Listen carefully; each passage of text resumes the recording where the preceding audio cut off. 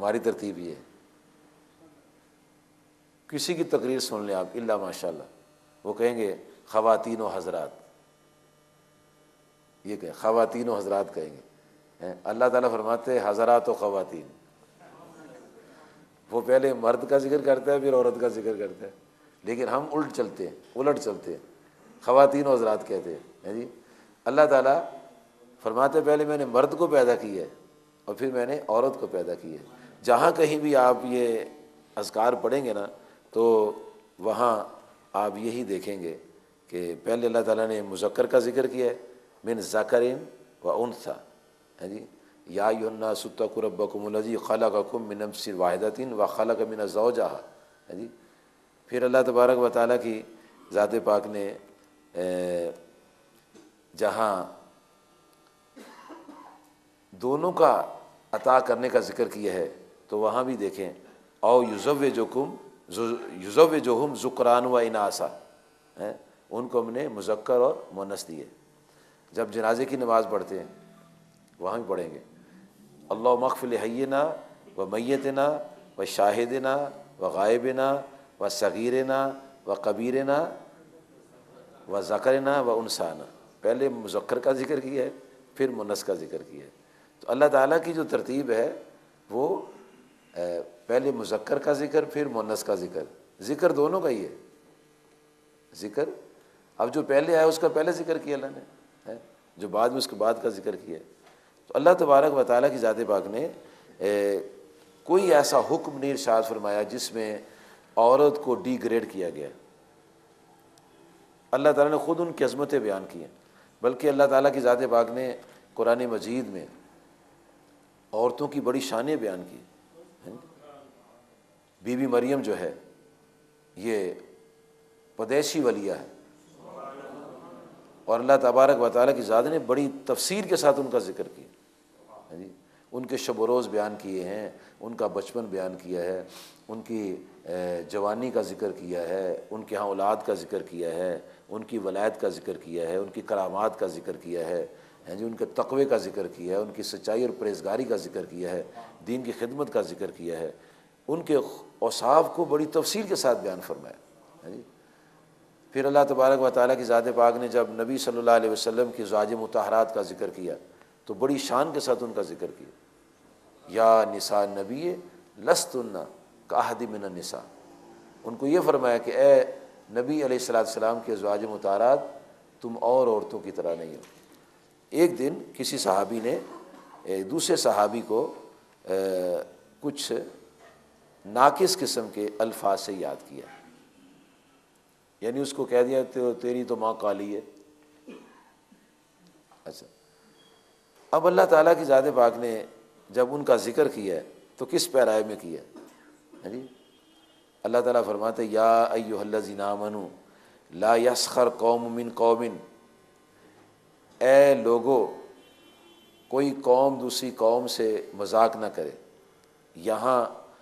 قوم سے مراد ہے یعنی پوری قوم، اجتماعی صورت۔ بعضوں نے یہاں ترجمہ مرد کا کیا ہے کیونکہ آگے عورت کا ذکر آتا ہے کہ کوئی مرد کسی مرد کو مذاق نہ کرے۔ عسیٰ ان یکونوا خیر منہم، شاید وہ بہتر ہو جس کو مذاق کیا جا رہا ہے۔ پھر فرمایا ولا نساء من نساء عسیٰ ان یکن خیر منہن، کوئی عورت کسی دوسری عورت کو مذاق نہ کرے، اس سے کیا خبر جس کو مذاق کیا جا رہا ہے وہ عورت اس سے بہتر ہے۔ تو اللہ تبارک و تعالیٰ کی ذات پاک نے کسی جگہ بھی آپ قرآن پاک کا مطالعہ فرما کے دیکھیں عورت کو ڈی گریڈ نہیں کیا، اس کا مرتبہ بیان کیا ہے، اس کی شان بیان کی ہے، یعنی اس کا ورک بیان کیا ہے، اس کی خدمات بیان کی ہیں، اس کے تقوی کو بیان کیا ہے، اس کی پرہیزگاری کو بیان کیا ہے، جی اس کی عبادات کو بیان کیا ہے، اس کے ذکر کرنے کو بیان کیا ہے۔ اور جگہ جگہ پھر اللہ تبارک و تعالیٰ کی ذات پاک نے ان کی انسانی تخلیق کے اندر شرکت کو بیان کیا۔ سورۃ الدہر میں اللہ تعالیٰ فرماتا ہے انا خلقنا الانسان، آیت نمبر 2، انا خلقنا الانسان من نطفۃ امشاج، کہ ہم نے انسان کو ملے جلے پانی سے بنایا۔ اکیلے مرد سے بچہ نہیں پیدا ہوتا، اکیلی عورت سے بچہ پیدا نہیں ہوتا، یہ اس کا ضابطہ ہے، یہ اس کا قانون ہے۔ آدم علیہ السلام کو اللہ نے جل شانہ اپنی قدرت سے پیدا کیا، عیسیٰ روح اللہ علیہ السلام بھی اللہ کی قدرت کی پہچان ہے، ان کو بغیر شوہر کے پیدا کیا، لیکن باقی پوری انسانیت کو اللہ تعالیٰ نے فرمایا کہ انا خلقنا الانسان من نطفۃ امشاج، ہم نے انسان کو ملے جلے پانی سے بنایا، یا انسان سے مراد پورے انسان ہے، پورا معاشرہ ہے، چاہے وہ مرد ہیں یا عورت ہے، عورت کو بھی انسان ہی کہتے ہیں، اس کو جانور نہیں کہتے، لیکن انسان جتنے بھی بنے ہیں وہ مرد اور عورت سے بنے۔ حضور نبی کریم علیہ الصلاۃ والسلام جب لوگوں کو دیکھتے کہ جب ان کے ہاں بچی پیدا ہوتی ہے تو ان کا چہرہ جو ہے وہ کالا سیاہ پڑ جاتا ہے، اور پھر یہ غصے میں پھرتے رہتے، چھپتے پھرتے ہیں، تو نبی محترم کریم آقا علیہ الصلاۃ والسلام نے پھر اس جنس کے درجے بلند کرنے شروع کر دیے، اس کی خوبیاں بیان کرنی شروع کر دی۔ جب اعلان نبوت فرمایا تو اعلان نبوت کے بعد باقاعدہ طور پر نبی صلی اللہ علیہ وسلم نے وحی کے ذریعے، آیات قرآنیہ کے ذریعے ان کے مرتبے کو بیان کیا۔ امام بخاری صاحب نے، امام مسلم نے، امام نسائی نے، امام ترمذی نے، تمام محدثین نے اپنے اپنے ان کتابوں کے اندر وہ حدیث نقل کی ہیں جن میں نبی صلی اللہ علیہ وسلم نے ان کے مرتبے اور درجے کو بیان فرمایا۔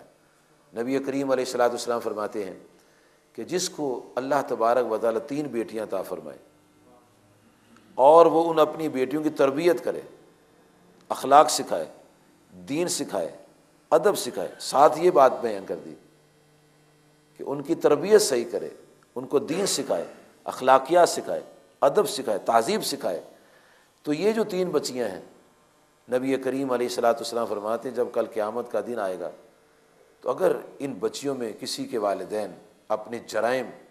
اپنے گناہوں کی وجہ سے گرفتار ہوں گے تو یہ 3 بچیاں اپنے ماں باپ کی شفاعت کر کے ان کی بخشش کروا کے جنت میں لے جائیں۔ اب دیکھیں کہاں دور جاہلیت کا معاشرہ جو ہے وہ ان کو دفنا رہا ہے، اور نبی صلی اللہ علیہ وسلم نے ان کو کتنا درجہ دیا ہے کہ ان کو شفاعت کا اختیار عطا فرما دیا کہ تم اپنے ماں باپ کی شفاعت کرو، لیکن ساتھ یہ بتائیں ان کی تربیت ہو، اخلاق ان کا درست ہو، ان کو آوارہ نہ کیا جائے، ان کو صحیح انسان بنایا جائے۔ پھر آپ نے صحابہ کرام کے عرض کرنے پر فرمایا کہ جس کو اللہ تعالیٰ 2 بیٹیاں عطا فرمائے اور ان کو تعلیم، تربیت، اخلاق، ادب، تہذیب، دین، یہ باتیں سکھا کے ان کو سنوار دے، تو جس کی 2 بیٹیاں ہوں گی یہ 2 بیٹیاں بھی اپنے والدین کی شفاعت کر کے جنت میں لے جائیں۔ اب ان کے پیدا ہونے پر رونا چاہیے کہ خوش ہونا چاہیے؟ اور نبی صلی اللہ علیہ وسلم کو اب انبیاء کی پوری تاریخ پڑھ کے دیکھیں، آدم علیہ السلام ان کو ایک بیٹا اکیلا ملا، شیش علیہ السلام، باقی سارے جوڑے ملے، لڑکی لڑکا لڑکی لڑکا ملا، دونوں دے دیے انہیں، اللہ تعالیٰ نے لڑکا بھی دیا لڑکے بھی دیے۔ جناب یعقوب علیہ السلام کو اللہ تعالیٰ نے لڑکے دیے، لڑکی کوئی نہیں دی۔ شعیب علیہ السلام کو لڑکیاں دیے، لڑکے نہیں دیے، وہ نبی ہیں، وہ بھی نبی ہیں۔ اور ہمارے نبی کریم صلی اللہ علیہ وسلم کو اللہ تعالیٰ نے لڑکے بھی دیے، لڑکے بھی دیے۔ اور پھر آپ نے بیٹیوں کے ساتھ اور بیٹوں کے ساتھ محبت کا طریقہ سکھایا۔ جب بی بی فاطمہ رضی اللہ عنہا آپ کے یہاں آیا کرتی تھیں، چونکہ وہ قریب رہتی تھیں تو اس لیے ان کی زیادہ باتیں، اور حضور صلی اللہ علیہ وسلم کے اظہار زمانہ حیات میں وہ بھی زندہ تھیں، باقی آپ کی اظہار زمانہ حیات میں فوت ہو چکی تھیں، وہ چھوٹے چھوٹے ان کے بچے تھے۔ تو نبی صلی اللہ علیہ وسلم جب آپ کی بیٹی آتی تو کھڑے ہو کر استقبال فرماتے،